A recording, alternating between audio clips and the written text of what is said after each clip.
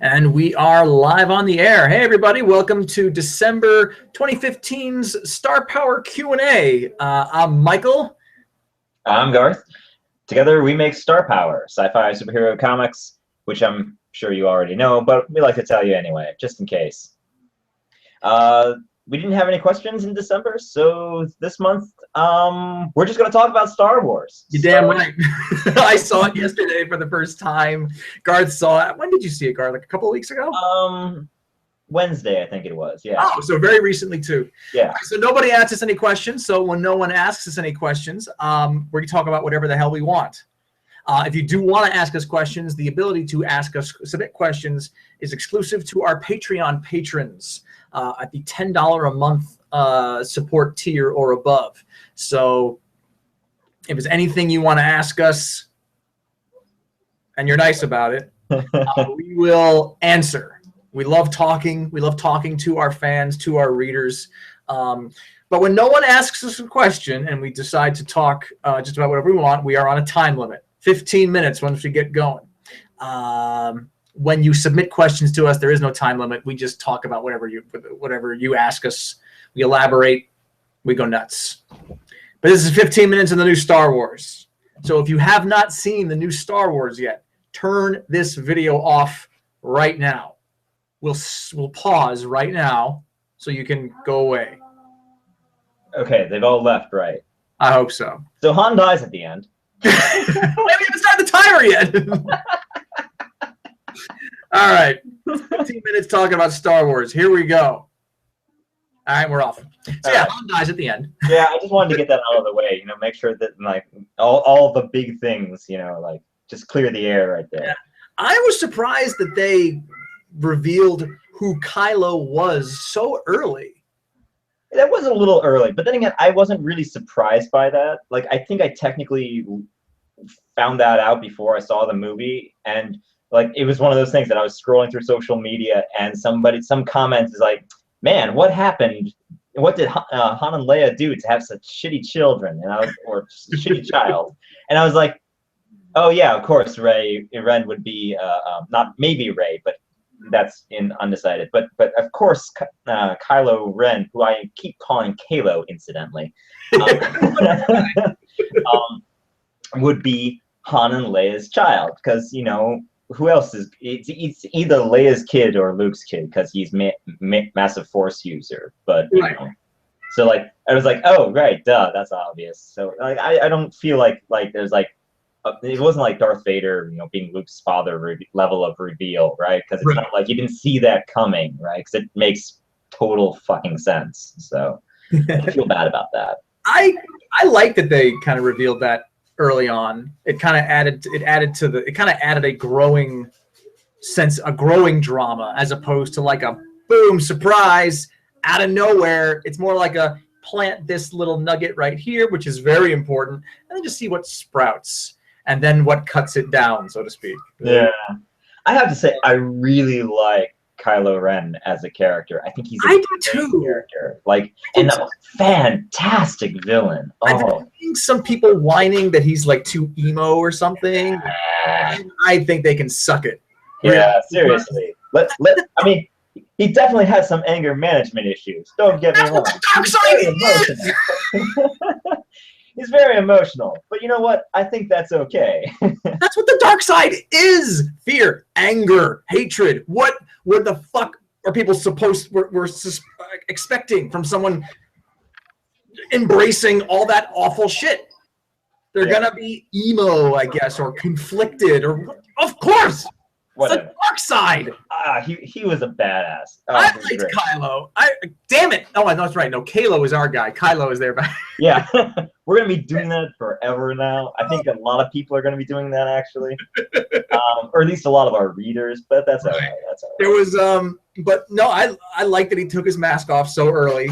I like that he was just like a normal looking dude. Yeah, I like that. I like that. He was, like he had the mask. And like, oh, he's very Vader-esque. Vader is his senpai, right? I got that. One day, as Vader senpai will notice him, and it will be good.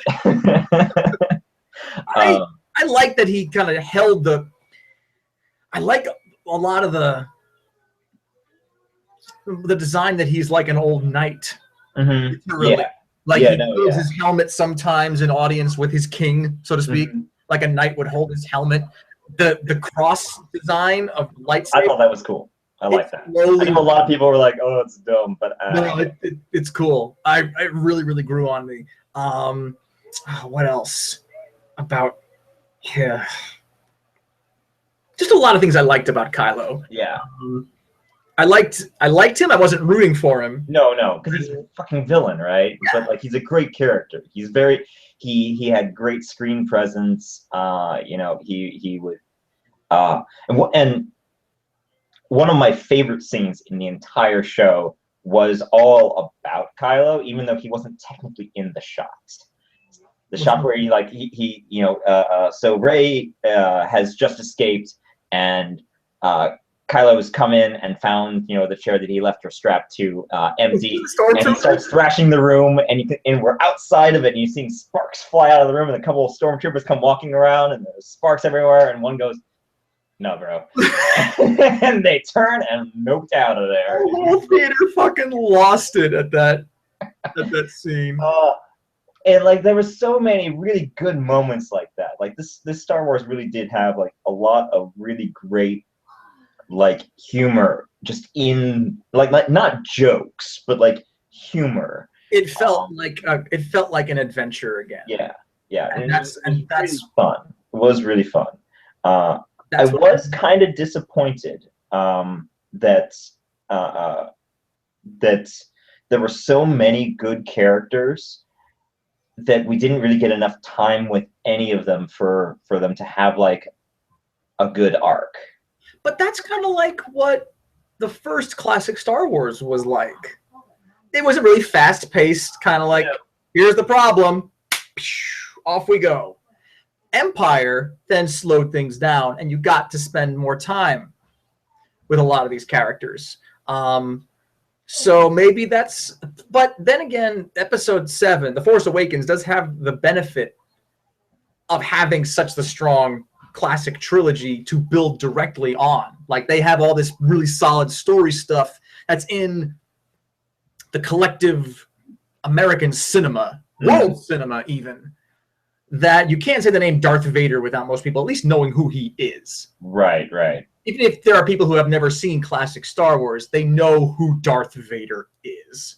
And this is actually kind of a fascinating thing about franchises like Star Wars, where like, you know, so much there's a point in them where like so much of the story that you're watching is dependent on knowing at least a little bit about what came beforehand. You know, like, there was a lot of moments that, you know, in Episode 7 that I know would have been totally lost on people if they had never seen the original Star Wars, right? The gag when Rey and Finn are trying to catch a ship, and Finn's all like, "What about that one?" Rey's like, "Nah, it's garbage," right? And, you know, garbage turns out to be the Millennium Falcon, right? Yeah. Like that, like the audience all went, "Ha! Got it." But that would have been lost on anyone who hadn't seen Episode 4, right? I mean, now, granted, Star Wars is big enough that if you haven't seen Episode 4, why are you seeing Episode 7? But, you know, but there, you know, it's one of those weird things about franchises that, like, how much of what came before do you need to remind people about, and how much can you just be like, you know? I try not to, at least when I'm writing Star Power, I try not to rely on the fact that I assume people have read what came before. You know, I personally like to drop in like a lot of little reminders. I think The Force Awakens kind of struck a balance of the two, like nods to what came before and also explaining. It's hard for me to wrap my brain around, because, you know, the classic Star Wars was so influential for me, such a part of my growing up, that I can't imagine not having seen it. You know, so I don't know. I can't wrap my brain around what the viewing experience would be like if you were just ignorant to what the Millennium Falcon even is. You know? No, that's fair. That's fair. I had two nitpicky things about The Force Awakens, and they are super fucking nitpicky. Okay, sure. Like, this is extremely nitpicky, and I know I'm nitpicky. Jerk. One thing that I just locked on, I couldn't not lock on it, was that scene where Kylo Ren like takes off his mask when he's interrogating Rey, and he takes off his helmet, and his hair's perfect. That's true. He did have a lot of hair to cram down into a helmet. No, he didn't. I mean, it's not like it was like Cloud from Final Fantasy VII, where it was like all spikes and stuff. Spiky and right. But he did not have helmet head. He did not have helmet head. Now, I for some reason I just locked right on that. Maybe because it was a face reveal and I was like busy like looking at every part of him. And maybe that's just something I noticed because helmet hair drives me crazy. I see why they did it, because you cannot have a serious interrogation scene if you have fucking helmet hair. Like, you can't be intimidating if you're like, helmet where the resistance is. If you're like, oh. Yeah, I mean, maybe if they had gone, they could have gotten away with it if if he had like kept his hair like all like 1920s gangster, super slicked back kind of thing. But like, but yeah, no, that was a thing that I noticed too. Is like, a funny little helmet, but like he takes his helmet off, he's got all this hair, and it's nice. It was very nice. So it was like, oh, all right. I can see why they did it, because you can't be taken seriously. Right. It would have been very funny. Yeah. But I think it would have undermined it as a villain. But I can see why they super nitpicky. But I can see why they also like kept him. I mean, they could have cut his hair short. They could have done a lot of things, but I can see why they didn't do that, because the actor has really big ears. I think it would look really weird. I like how, and this is not meant as a dig, I like how weird the actor, I don't remember, I think his name's like Adam Driver or something. I can't exactly remember. I like how weird he looks. And I really appreciate it. He's got a long face and a big nose, and he's not classically handsome. Yeah. No, and I love that. Yeah, no. He's apparently a really nice guy, from what I've read. That's great. Yeah. Plays a good villain too. Yeah.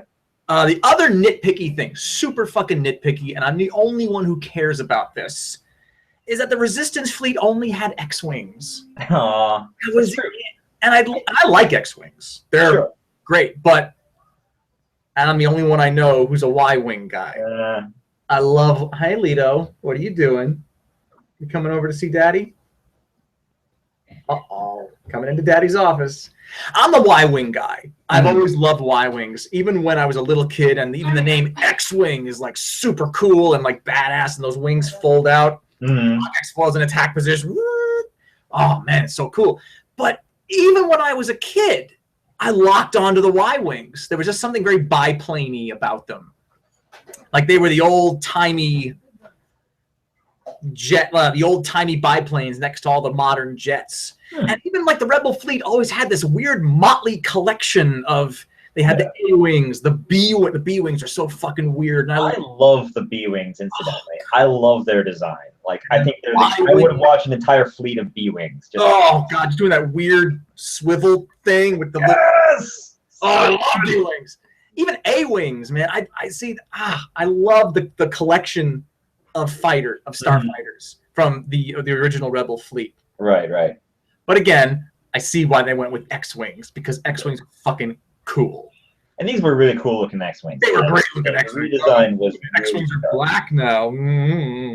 How sleek and modern. Oh my. But it's super nitpicky. I was hoping, like, oh, there's the one Y-Wing. Nope. Chugging along. I did think it was weird that they didn't have any like support craft, right? Like this is the third fucking Death Star, even though they didn't call it that. It was just the super weapon. Like I hope we're done with super weapons. I really hope we're done with super weapons. Yeah, I like that super weapon. I was super weapon. I had very mixed feelings about it. I mean, yes, it was bigger than the Death Star. It was an actual planet. Okay? Right. Great. I like the design of Starkiller Base. Like there was a base carved into the very It looked very cool. Definitely looked very cool. But I have to say that when it fired, Fire? when it fired for the first time, I sat there and went, well, so that'll hit something in like 3 billion years. And then they had that line, it's like, oh, it's a hyperluminal laser. We don't really have a word for it. And I was like, guys, come on, you're killing me here. But it was pretty cool when it fired like behind the army. Yeah, that was They cool. all looked up and like the general was like, he was like about to cry because he was just so overcome with destruction orgasm. We're going to kill so many people. So this is something that I don't understand about Force Awakens, and maybe it was explained somewhere and I missed it. But like, I'm confused about the political situation going on currently, right? So the who's the Empire called now? First Order. The First Order, right? So the First Order is like a splintered fringe group of the old Empire. Once the rebels defeated them and reinstated the Senate, I think. It seems like that, yes, like right.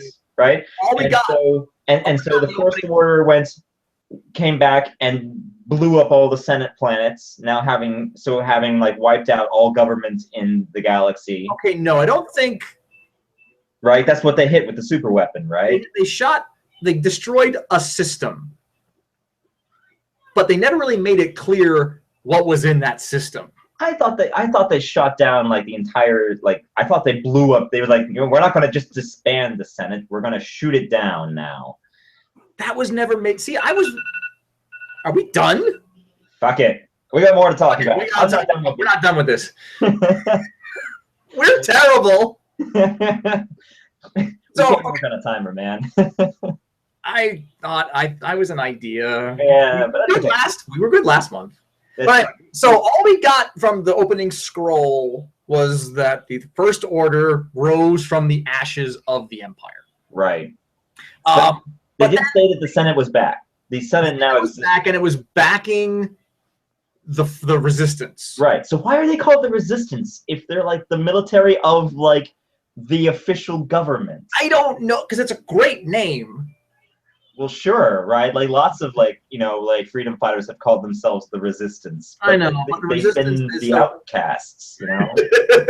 Like, I mean, admittedly, like the Rebel Alliance wasn't really like rebels, right? They were only rebels because they were like the planetary systems that weren't following along with the Senate as it became the Empire. But like, right, because now that you mention it, that is an interesting thing. Like, they didn't. I mean, the only setup to that whole super weapon firing and an entire bunch of planets getting wiped out is General, was it Hux, whatever the hell his name, fire orgasm guy. Was that he said, like, it's a great speech, like, today is the last day of the Republic or the Senate, just that like super intense speech. The thing fires a bunch of planets we haven't seen yet, right? And a bunch of people just looking on, going, ah! He never said we're going to blow up the system where the Senate is. Okay. You see, maybe that was just something I implied, because like he did say like this will be the last day of like the Senate, and then they fire and then planets blew up. So I assumed that they had just like shotgunned the entire Senate. So like now like anarchy in the galaxy. Maybe. That's my assumption. But maybe they didn't actually say that. No, to me, again, I just saw the movie last night, so my memory is still pretty fresh. Sure. So no, I just saw it as a show of force. Like, we're ready to fire again and again and again, because hell, this thing apparently charges up really fast for draining the sun of the system. Yeah. When the sun goes out, the weapon's charged. It was poorly described weapon, honestly, because like the Death Star, right? Like, it was assumed that we saw it move, right? It got into position and fired and blew shit up. Got it done. This thing, like, it's in orbit around a star. and then like it drains a star to fire its super weapon, and so I don't know, what does it do then? Does it then go to another star? That's a and, there was like a lot that just wasn't well like. yeah, like laid when, out. it was a cool dramatic timer though. Like when it goes dark, the weapon's ready to fire. Oh no, that was cool. That was cool. Like it's getting darker. We're running out of time. I light as a timer. I really like that. Yeah, yeah. But like that was not clear. Like, so what happens to the sun? I assume that it like went all in that solar system just over. Then they have to slowly move a planet to the next star to. I mean, because seriously, who cares about blowing up all the planets? Like, if you can just drain a sun. Yeah, that's like, you win. That in and of itself is a super weapon. I mean, it's a little less dramatic, but you know. But I do. But I love Finn. Finn's cool. I like Finn. I think he was my favorite character. I was just thinking to myself, like Finn is like the new Han Solo in a lot of ways. Yes, but in a charmingly less capable way. Well, I mean, you're right. I mean, he's not Han Solo, right? But like he has kind of the same story arc, sort of, right? Han Solo starts out episode 4 doing the right thing because he's getting paid to do it, and then eventually he grows a conscience. His conscience grows 3 sizes that day, and he comes back and does the right thing because right thing to do. Right. Finn does the right thing for the first like half of the movie because the right thing is less terrifying than continuing to do the wrong thing. Apparently, just being a stormtrooper is so fucking awful that turning on your superiors and staging an elaborate escape is less terrifying than continuing to follow orders. Like, and that's intense. But then eventually he's like, no, I have to do the right thing because it's the right thing to do. Right? Like he has the same kind of story arc. I liked Finn. I did like Finn, and I kind of hope that he's actually a Force user too.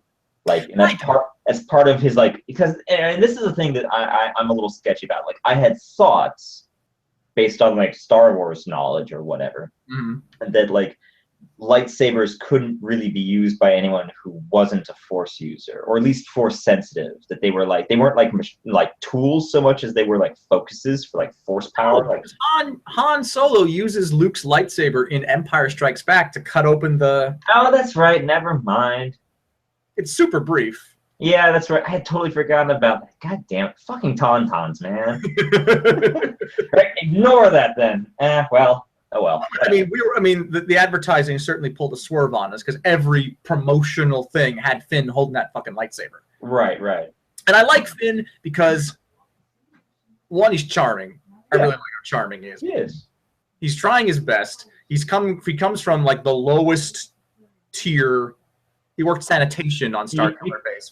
He was sanitation and got promoted to stormtrooper, like somehow. They needed him. Maybe that was I don't know. It was a funny line. It was it was a great line, and I really like Finn, and I want to see where his character goes. What I like the most about Finn is that he got beat up. He got beat up a lot. Yeah. And I like heroes that get beat up. I love vulnerable characters. Yeah. I do, and I just like that Rey didn't need rescuing or him to hold her hand or any of that stuff, but he kept on trying to like help. He did kind of run around the movie yelling, "I'm helping!" I love him. It was great. I loved him for it. I liked him. Absolutely did. When he tried his best against Kylo at the end with the lightsaber. Yeah. He held his own pretty well against him. I mean, in all fairness, he is like a trained warrior, right? Like he's a soldier. Right. He is a soldier. Like he knows how to fight, right? He's not like incompetent. Right. And Kylo had just been shot by the Star Wars equivalent of an anti-tank weapon. So yeah, he did get shot by Chewbacca's a bowcaster. Bowcaster, yeah. Jesus Christ, that thing. That Han Solo had never used. No, not until then, apparently. Why would he? But speaking of Finn, this actually kind of leads me to like the one character I really wanted.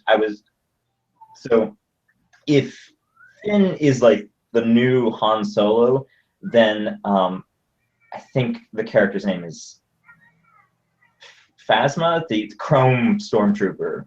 Captain Phasma. Captain Phasma, right? Yes. So Captain Phasma is like the new Boba Fett. She's got like 3 lines. She's thrown in a trash compactor. We never see her again, and everyone goes, "She's the greatest." Right? Like she's gonna have so much fan fiction. It's ridiculous.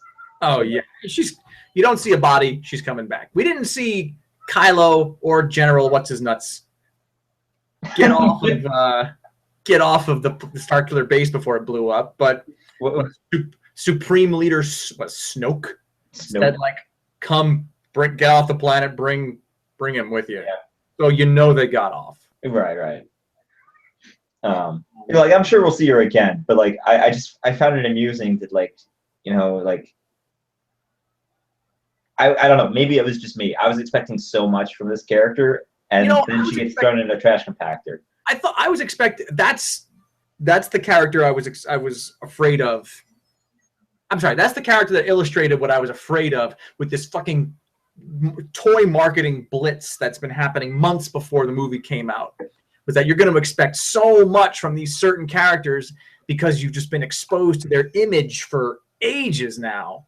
And then they're in the movie for like 10 minutes and have 2 lines and don't do anything particularly cool. So yeah, she is the new Boba Fett in so much that she's looks awesome, but doesn't do shit. Yeah, which is a shame because like I suspect. I mean, she's shining in chrome. She can't not be cool, right? Like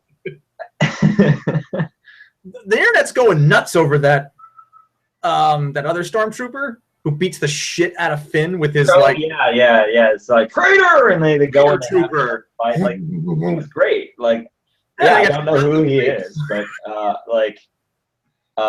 or how he recognized the other guy, recognized Finn as a stormtrooper. Like maybe they just have an innate sense of stormtrooper. Because have you ever seen a stormtrooper other than Finn without their helmets? I mean, how do you know somebody's a stormtrooper? We all saw them in episode 2. Man. I don't know that counts. Doing that for like 2 minutes, like it's just me with my slow.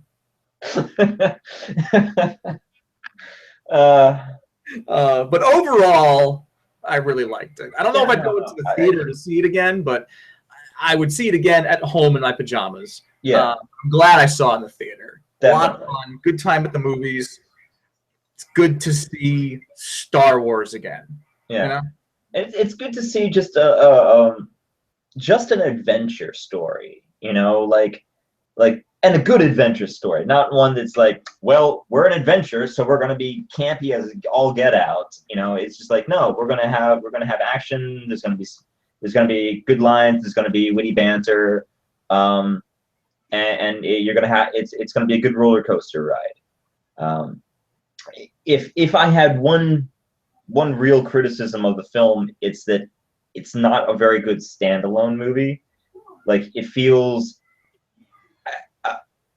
about the time that about midway through the whole like we're blowing up the super weapon thing, I was like, oh crap, this is the end of the movie. Damn. All right. Well, we'll ride this out to the end. Because it feels more like episode 1 of season 2 than it does like, I mean, which it is if you think about each trilogy as a season of Star Wars, right? It technically is episode 1 of season 2, or season 3, depending on how you want to count your Star Wars movies.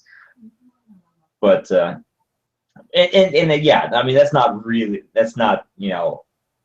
that's probably the biggest criticism that I could really like level on it, is that it doesn't have much of a story in and of itself. It sets up the new, the new world setting, and sets up all of our characters.